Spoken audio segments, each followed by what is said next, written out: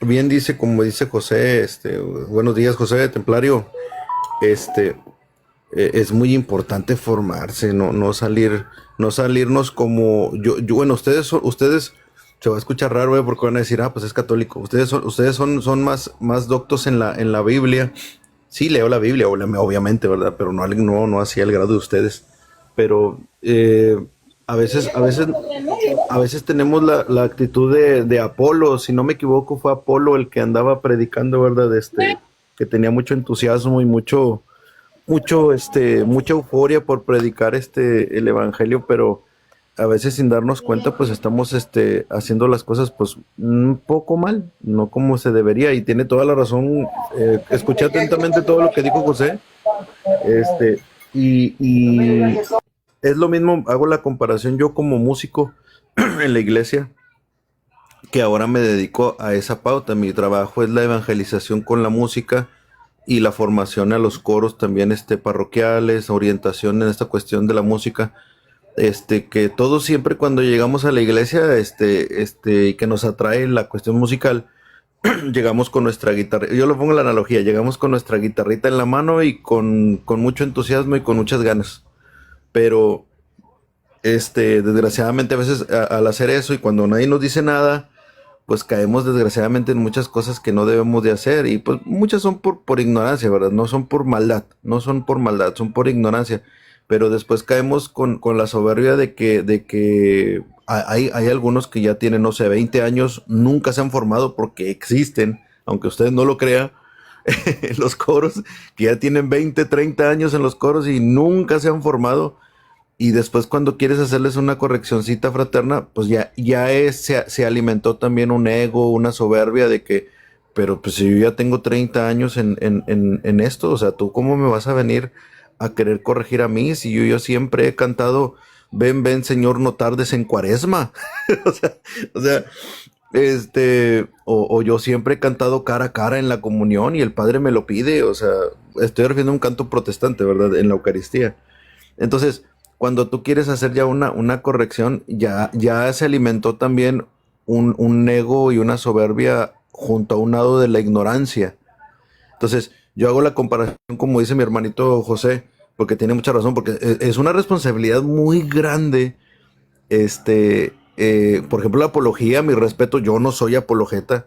Yo no soy apologeta, ni diría nunca que yo soy apologeta, porque he visto muchos de ustedes, de mis hermanos, que la verdad sí tienen muchísimo más conocimiento. Yo cuando defiendo un poco, cuando hago un poco de apología, es en base a lo que yo fui descubriendo en mi proceso de conversión al catolicismo.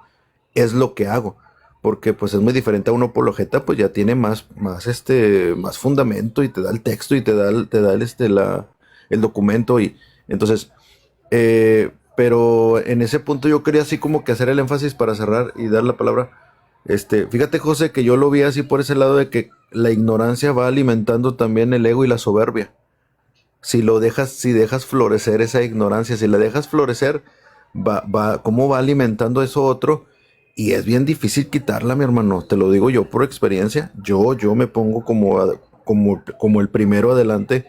Es muy difícil arrancarte eso porque, pues, más cuando tiene uno mucha soberbia, dices, oye, espérame, pero, o sea, ¿por qué? ¿Por qué si yo siempre lo he hecho así? O sea, ¿por qué si yo, o sea, a mí nadie nunca me dijo nada? O sea, ¿tú quién eres para venir? Y es donde entra también lo otro que yo a veces le digo a mis hermanos y que me incluyo, yo también pongo adelante, cierro. El cómo les decimos las cosas a veces a los hermanos también.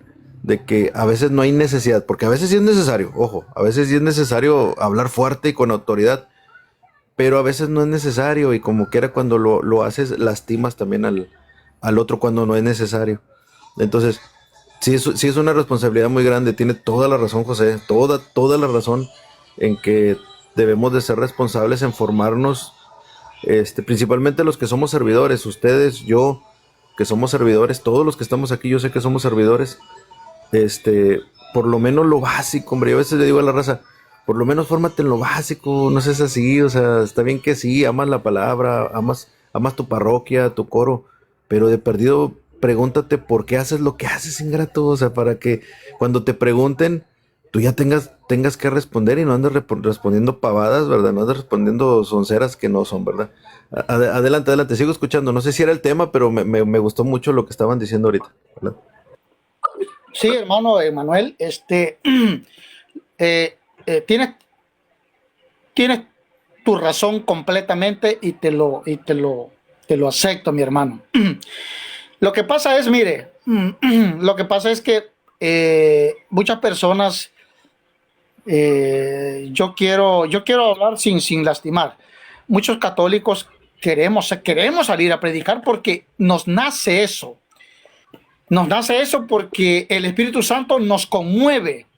Si usted puede ver a un hermano separado con la Biblia con la Biblia en la mano, en el brazo del brazo, él predica la palabra de Dios.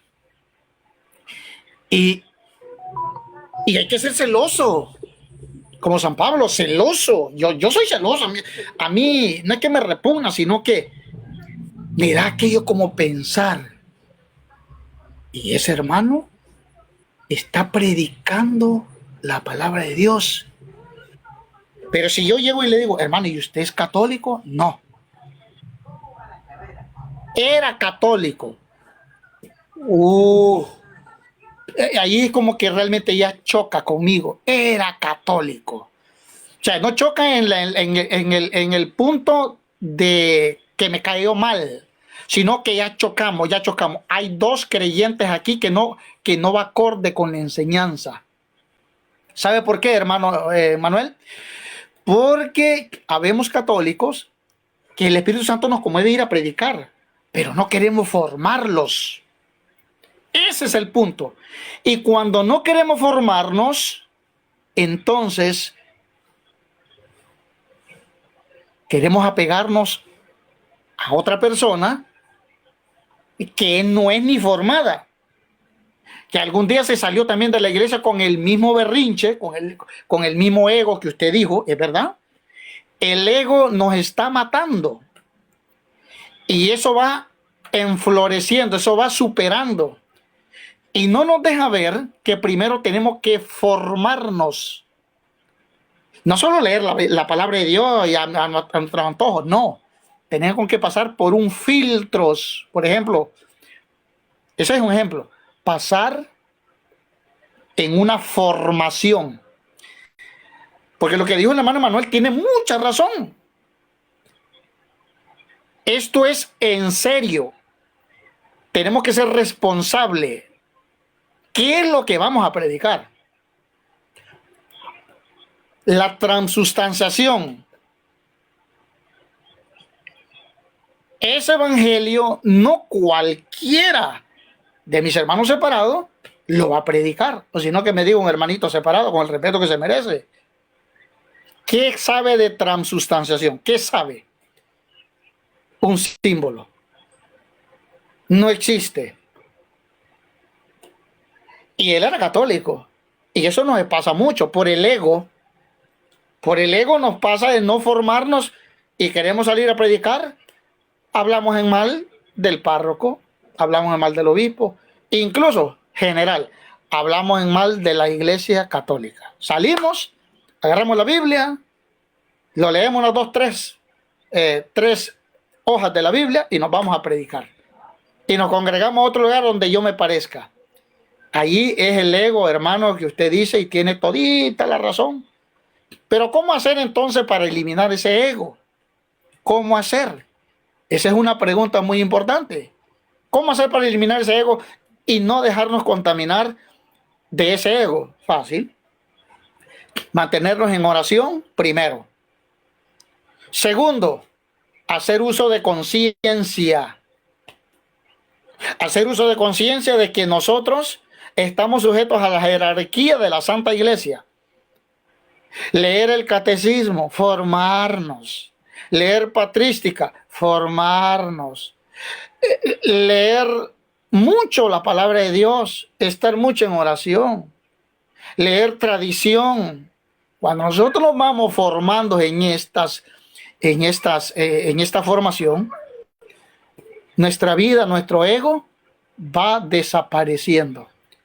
Pero tenemos que formarnos. No solamente decir soy católico y ya. Y si no ve a mis hermanos separados, ellos también son católicos. Pregúntale a un hermano, somos católicos, pero no pertenecemos a la Iglesia Católica Romana. Ahí es un hecho. Tenemos que tener mucho cuidado, hermanos. Y tenemos que ser responsables, porque la responsabilidad de la doctrina de Cristo, tenemos que saber qué vamos a predicar. Porque creemos en un Jesucristo vivo resucitado. No creemos en un Jesucristo muerto. Al predicar a un Jesucristo muerto, nos salimos de la iglesia de Cristo, nuestro ego, nuestro egoísmo, nuestra soberbia nos aplastó completamente y andamos muertos en vida. Así que, hermanos, hay que formarnos. Yo, hermanos, he tratado la manera de aprender lo mejor que se pueda, y yo doy lo que puedo. Porque aquí no crea que es que la sabemos todita, no. Hacemos lo que podemos. Que el que esté interesado en escuchar lo que nosotros hemos aprendido por la iglesia, que lo escuche, y si no, ni modo. Pero gracias a Dios, yo tengo este deseo de que la gente se forme. El que quiera, no es obligatorio, el que quiera. Y ustedes ven en mis live, yo doy temas tras temas, que el que quiere formarse ahí se puede formar, y el que no, no hay ningún problema. Pero es ahí el ego. El que no quiere es el ego, el egoísmo, el machismo, la soberbia, el yo, y eso se llama idolatría. ¿Qué es idolatría? La soberbia, el egoísmo, el machismo. Bueno, todo lo que son frutos de la carne. Eso se llama idolatría. Egolatría. Entonces debemos de apartarnos de esa egolatría y formarnos. Gracias.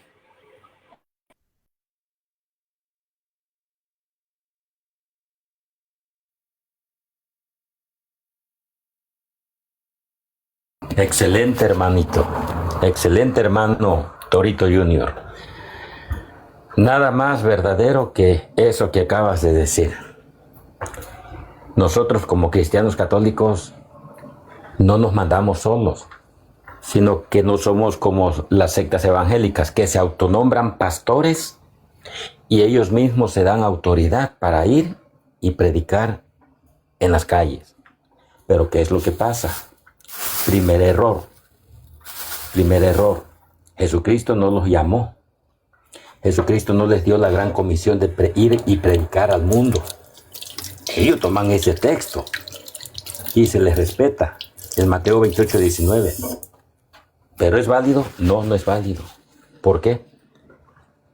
Porque Jesucristo escogió a unos hombres. Y esos hombres son los apóstoles. Y les dio la autoridad y el mandato de ir a predicar. Ellos fueron enviados. Apóstol es un enviado. Entonces, esos que se autonombran apóstoles, esos usurpan el nombre de, el título de apóstol. Y no es válido escuchar a cada tonto que llega a casa y dice, soy apóstol, vengo predicando a Jesucristo. ¿En serio? ¿Quién te envió? No, pues Jesucristo en Mateo 28, 19. Perdón, pero tú no eres apóstol. Tú eres un falso apóstol. Y eso lo podemos comprobar con las Escrituras. Entonces, no podemos escuchar a cualquier tonto que viene predicando a un Cristo que no es el Cristo de la Biblia, que no es el Cristo que ha predicado la Iglesia Cristiana Católica por más de 2000 años. No. Ellos pueden hacer lo que quieran, pero no es válido. Entonces, cuando me dicen, no, es que soy católico, pero no romano. ¿Por qué no soy romano? Porque yo no creo las mentiras que dice la Iglesia Católica. Que el pan ese es el cuerpo de Cristo. Cristo no se quedó en un pan, luego dicen. Cristo está sentado a la diestra del Padre. Yo no creo, yo no soy católico romano porque yo no me confieso con un hombre pecador. Yo me confieso directamente con Dios. Y tantas tonterías más. Pero en realidad ellos son anticristos. ¿Por qué? Porque el mismo San Juan se refiere a ellos como anticristos. ¿Quiénes son los anticristos? Aquellos que se oponen a la iglesia de Cristo, aquellos que la rechazan, aquellos que niegan toda la doctrina que Cristo dejó a sus apóstoles en su santa iglesia. Entonces, ellos son anticristos y son apóstatas, porque se han ido, han rechazado a la iglesia de Cristo y a su autoridad, es decir, al magisterio, y por ende cometen el pecado de apostasía. Entonces nosotros como cristianos católicos verdaderos, nosotros no podemos abrirles las puertas a cualquiera que viene predicando la palabra de Dios. No, porque vienen enseñando falsas enseñanzas, herejías, errores y horrores teológicos. Entonces, si alguien tiene sed, tiene hambre de la palabra de Dios, bueno, vayan a su parroquia, pregúntenle al padre por estudios bíblicos, y si no tienen estudios bíblicos, que es muy raro que no haya, sí hay, pregúntenle al padre, y padre, ¿saben qué? Queremos conocer o quiero conocer la doctrina. Yo no conozco la doctrina de la Iglesia Católica. Soy católico nada más por tradición, pero no tengo una formación. Entonces el párroco les va, exíjanle que les dé estudios bíblicos, que quieren ser católicos formados para no ser presa fáciles de las sectas evangélicas. Porque no podemos abrirle las puertas a cualquier charlatán que viene con el título de pastor, que viene con el título de apóstol, con el título de profeta, porque eso ya estaban profetizados en la Biblia. Falsos apóstoles, falsos profetas y falsos maestros. Y los verdaderos, los que fueron enviados por Cristo, son los que pertenecen al magisterio de la Iglesia Católica, y no solamente ellos, sino todos los que formamos el cuerpo de Cristo, que es la Iglesia Católica, por haber sido bautizados, por tener el bautismo tal y como Cristo mandó en Mateo 28:19, nosotros también, como miembros de ese cuerpo, de esa iglesia, de ese rebaño de Cristo, también somos enviados a predicar, a evangelizar, pero siempre con el permiso y la autoridad de nuestros sacerdotes, de nuestros párrocos, para no ser como los evangélicos que se envían ellos solos y no tienen ninguna autoridad. Adelante, hermanos. Gracias, mi hermano templario. Lo que dice el hermano, pues hay mucha razón. Para eso está la Iglesia de Cristo, la jerarquía de la Iglesia. Es muy importante siempre recalcar esto. La Iglesia Católica tiene toda la potestad en la tierra y en el cielo. No lo digo yo, San Mateo 16, 18 y 19. Ahí está. Bueno, dejamos entonces a otro hermano, no sé si el hermano René, si está allí. Dejamos a otro hermano que pueda, no sé si quiere hacer algunas preguntas. El hermano Adán tiene una pregunta. Bueno, que la haga y que haga su tiempo de preguntar y lo vamos a respetar, pero también yo quiero que respete cuando se le esté explicando la pregunta, él está respondiendo la pregunta. Adelante, Adán, bienvenido. Gracias otra vez.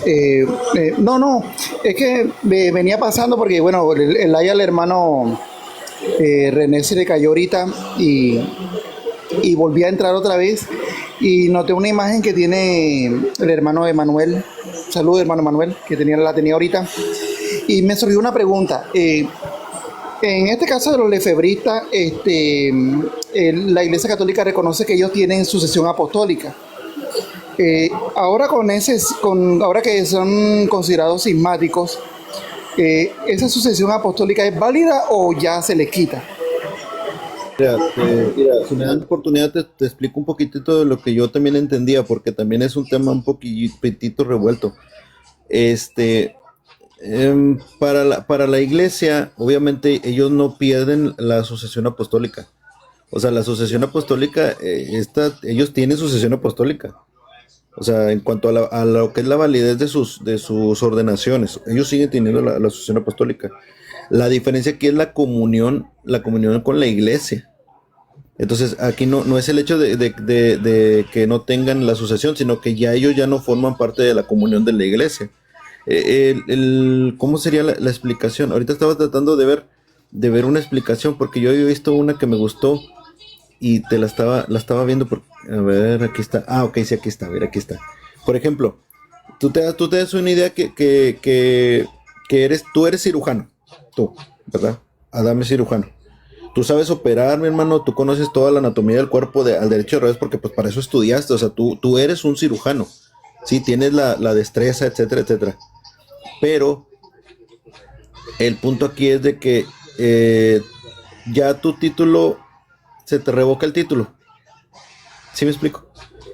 El hecho de que tú tienes la destreza, tú vas a seguir haciendo, tú sabes hacer las cosas, pero tú tienes ahorita una cuestión legal, ¿sí? Entonces, si a ti la autoridad es la salud, te revoca la licencia, para operar, por ejemplo, en hospitales, porque tú te niegas, Adam, te estás negando a seguir los protocolos de seguridad o las leyes hospitalarias, a ti hay algo a ti simplemente no te parece, punto, a mí no me parece esto y yo no quiero lavarme las manos porque pues yo, ¿para qué me lavo las manos? A mí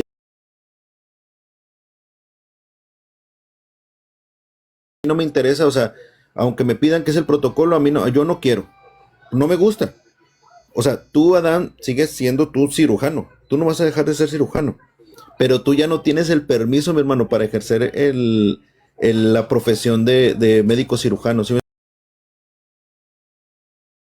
explico? Fuerzas, decimos en México, a huevo quieres hacerlo, ya fuera del hospital, tus operaciones obviamente vas a poder salvar vidas, sí, pero podrían ser ilícitas, son ilegales, ¿sí?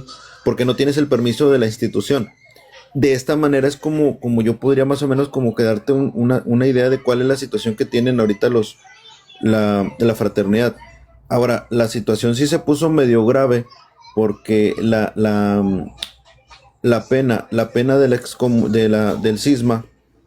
No sé si mis hermanos ellos saben algo también de eso, porque yo ahorita que entendí en la mañana desde que me desperté viendo la situación, ya era para toda la fraternidad, o sea, todo en completo, a los que apoyan también igual estas cuestiones de desobediencia de los obispos, que ordenaron, y los ordenados van a caer en excomunión late sentencia, o sea, automático. Entonces, es más o menos ahí una idea para que veas cómo es como la Iglesia Católica lo tiene el panorama. Porque sí, hay muchos dimes y diretes, pero sí es un tema así como que un poquitito complejo. O sea, es más que nada un vínculo de obediencia el que rompieron los de la iglesia la fraternidad San Pío. Ellos ya están actuando ya por su propia cuenta, mi hermano. O sea, ellos ya pues ahora sí que con todo respeto, sin ofender, ¿verdad? Igual que el protestantismo, o sea, yo hago mis cosas ya por acá, porque pues al final de cuentas el Papa y los obispos, los cardenales, ellos ya no están actuando en nombre de Dios, por tanto pues yo considero que pues nosotros tenemos la verdadera, o ¿cómo se dice? Continuamos con la tradición, nosotros tenemos la continuidad de la tradición apostólica. Y pues nosotros estamos bien, pese a lo que ellos digan, nosotros estamos bien, punto, se acabó. Entonces aquí es donde pues ya, pues desgraciadamente pues, por eso se optó ya por esta cuestión. Es un estatus legal, o sea, más que nada también este punto. No sé si quieran ustedes los hermanos comentar alguna otra cosa. Sí, yo quiero poner un ejemplo muy claro, hermano Adán.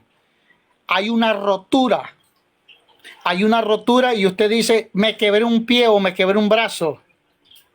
Sí, va a haber un tiempo de, ¿cómo se llama esto? De reposo. Pero esa rotura ya quedó. Usted va a caminar como normal. Pero tantito usted ya da un mal paso, se vuelve a quebrar.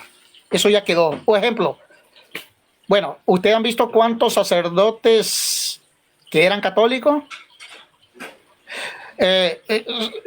Cuando ellos son ordenados sacerdotes del Dios Altísimo dentro de la iglesia, es aquí que yo quiero que el hermano Adán capte cuál es la respuesta de nosotros.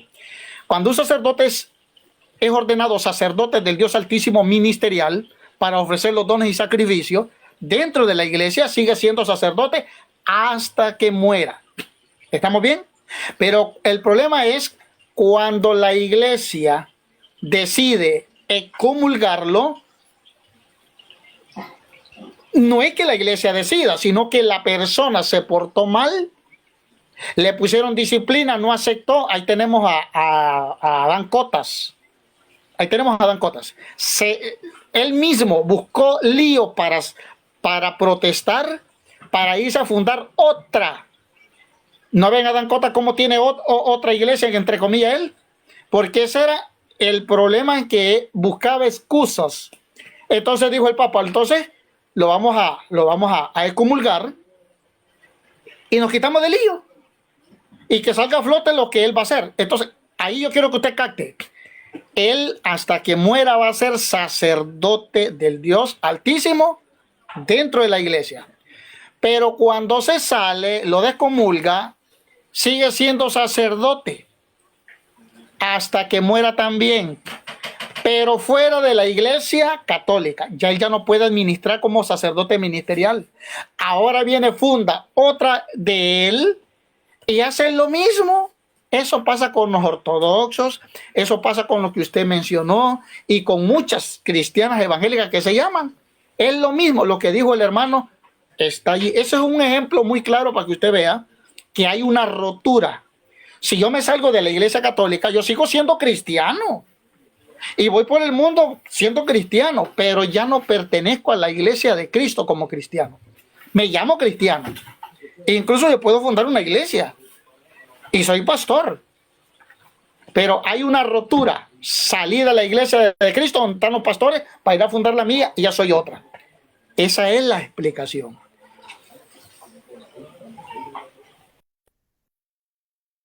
Fíjate que Yo lo preguntaba por curiosidad, no sí, para no, atacar. sí.